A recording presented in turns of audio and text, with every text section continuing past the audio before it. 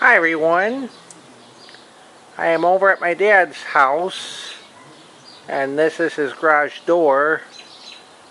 Quite a few years back I actually did a video on a garage door that used to be here, and you can actually find that on my channel.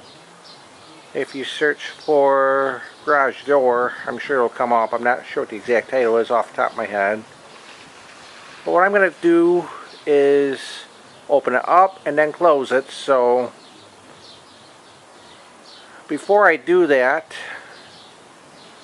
this door was replaced, I want to say, about 4 or 5 years ago. I don't exactly remember when.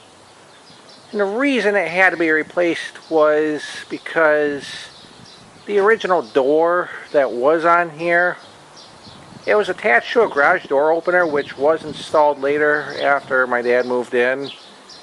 But the door before an opener was installed on it, you had to use some muscle to open and close it.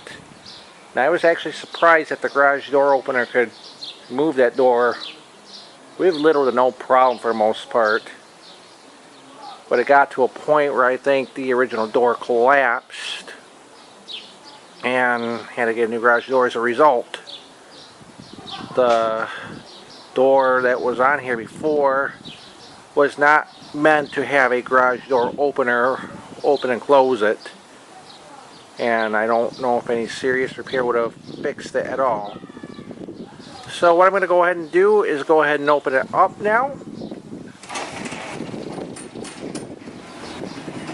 Details about the garage door opener I will do on the inside portion of the video. This is the outside portion. I'm going to go ahead and do the inside portion on a separate video, so I'm going to go ahead and close it now.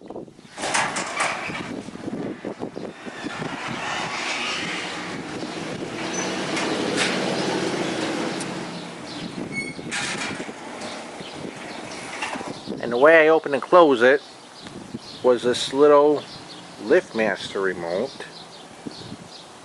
I guess I'll have to look at the... No, I don't know why this remote works, because he has a Chamberlain remote. But I guess this LiftMaster actually open and close it. But I do believe the garage door opener is a Chamberlain, and I will show that to you on the inside portion. So with that being said, that's it for now.